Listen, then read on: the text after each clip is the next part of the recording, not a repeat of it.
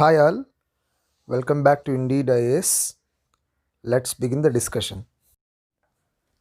In this video, we shall look at the two important topics from the Hindu editorial dated 2nd December 2020.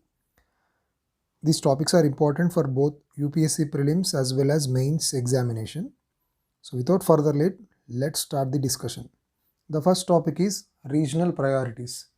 This is related to the head of the government's meeting of the Shanghai Cooperation Organization. So this HOG meeting that has been hosted by India and also presided by the Vice President of India, Mr. Venkaiah Naidu. So let's look at some of the important highlights of this meeting. It is for the first time that India is hosting this head of the government's meeting. Why? Because India and Pakistan have been incorporated into this SCO organization in 2017. So after 2017, for the first time, we are hosting this meeting.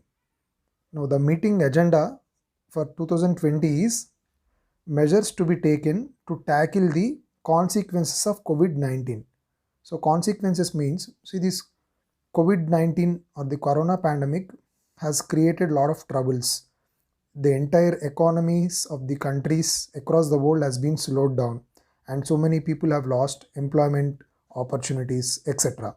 So it is in this context tackling socio-economic, financial as well as food consequences has become a main priority of the members of Shanghai Cooperation Organization. And the other interesting point is the Prime Ministers of India as well as Pakistan have skipped this meeting. Now it is not intentionally done, it is only a protocol mismatch because heads of the governments means important people. In the democratic countries, generally they are prime ministers, but whereas in other countries like China and Russia, heads of the governments are presidents. So naturally the invitation has been given to the presidents and vice presidents. So it is in that context the prime ministers are supposed to skip the meeting. Anyway, the important topics that were raised in the meeting are cross-border terrorism that has been raised by India. India says that it has been a long-standing victim of cross-border terrorism. So indirectly, it has referred to the state-sponsored terrorism of Pakistan.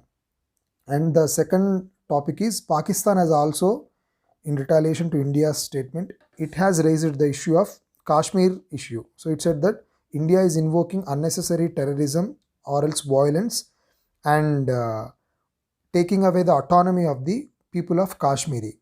Okay, of course, this narrative is not accepted by anyone and of India also. And the third point is the OBOR initiative. So while rest of the members in the SCO, they have endorsed, they have accepted the China's flagship scheme called the One Belt One Road initiative, through which China intends to connect to the rest of the world in order to promote its trade, right? So how it will promote its trade? Now it intends to lay down complete infrastructure like all roadways, right? It wants to connect to the countries through either land mode or else the sea mode. So it is also called as Belt and Road Initiative. Now India has given objection to this initiative by China. Why? Because India has said that there is no transparency as well as sustainability in this project. Okay, why there is no transparency? Because take the case of the China Pakistan economic corridor. Now this CPEC is part of the One Belt One Road initiative, but the CPEC is passing through the disputed region of Pak occupied Kashmir. So India has objected very severely because it is against the sovereignty of India. So based on these grounds, India has not accepted or certified the OBOR initiative. That's it. Apart from that, what is the significance of the Shanghai Cooperation Organization to India? By means, India being a member of this organization, will it benefit India in any terms? Let us look at them. First of all, under SCO, there is a concept called RATS, Regional Anti-Terrorism Structure. So it is the only platform where India and Pakistan jointly collaborate and conducts the joint military exercises to fight against the terrorism. Very interesting, right? And second point, India's outreach to Central Asian nations is possible through the channel of SCO only. Central Asian countries are very rich in mineral resources, and India is very looking forward to tap those resources. So SCO is one of the best platform where India can together work with the Central Asian countries, because of almost 4 Central Asian countries are part of this SCO. India's membership in SCO also reflects that it is maintaining geopolitical balance.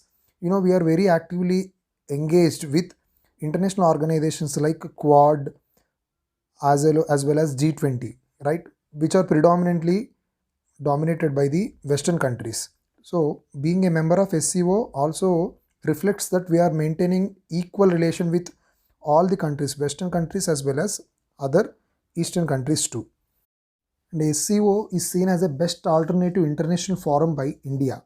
Unlike other international organizations where India is a member, for instance, take the case of SAARC, RCEP, India has declined its engagement in these organizations. And in this scenario, India thought that being an active member of SCO would really benefit India. So these are takeaways with respect to the Shanghai Cooperation Organization meeting. Now let's look at the next topic, slow progress. Now this article is related to the World Health Organization's role in discovering the source or origin of the coronavirus, as well as the discovering the intermediary, means the super spreading of this virus happened because of what kind of organisms, whether it has spreaded from animals to human beings or else vice versa, that is humans to animals. That is not yet known clearly. Now in 2003, when there was an outbreak of SARS virus, the WHO took only 3 months to discover the source of that virus, origin of that virus. And in case of the MERS virus, the Middle East Respiratory Syndrome virus, to discover the intermediate responsible for the spreading the virus, WHO took 1 year, almost 1 year to discover that intermediary.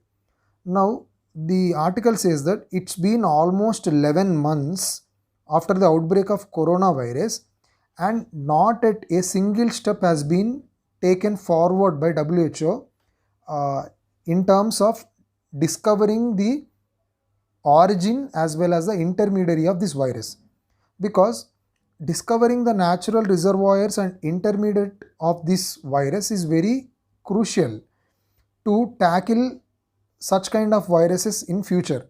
Unless we know about these essential items, it is very difficult to contain this virus in future. And so natural reservoirs and intermediaries information is very crucial. But unfortunately, the investigation that is being done by the WHO is very slow. That's what the cause of concern, says the article. When it comes to the structure of investigation, it is a two-phase investigation, which includes short-term investigation as well as the long-term investigation. These investigation process should have been initiated in February 2020 itself, because the outbreak of virus took place somewhere in December 2019, and of course officially it was intimated by China in January 2020, even though the discovery or the investigation should have been initiated in February. But in right now, WHO started this process in October 2020. So there is a 10 months, almost 8 months delay, isn't it? That is a concern. And number two, China's role in giving the information related to COVID-19 is also very doubtable. From starting onwards, most of the countries are blaming China for its intransparency in providing information after the outbreak of the virus in Wuhan. And particularly there is an international pressure on China, when the countries like USA have been blaming China for this crisis situation. As there is a pressure mounting upon China, instead of being proactive and giving more information, China is very reluctant to give any information related to this COVID-19, and the reasons are not yet known. And apart from that, there is much difficult task, a tough task that is present in front of the World Health Organization. Why? Because now, but it's almost 11 months to 1 year, right? Now the virus has spreaded very effectively across the world, as well as it has penetrated into different organisms too, not only human beings. It is also said that some of the animals are also got affected by this virus. Now it is not very clear for us to, means it is very difficult for us to know whether the virus has spreaded from human beings to animals or animals to human beings, or if in case it is, let's assume it is an animal. Now which is the animal that acted as an intermediary? That is to discover that it's a difficult task, because it has been spreaded to almost most of all the animals. That's a problem. So the article says that the World Health Organization needs a multi-pronged approach to resolve this issue as soon as possible. That's it regarding this topic. Thank you for watching this video. Have a nice day.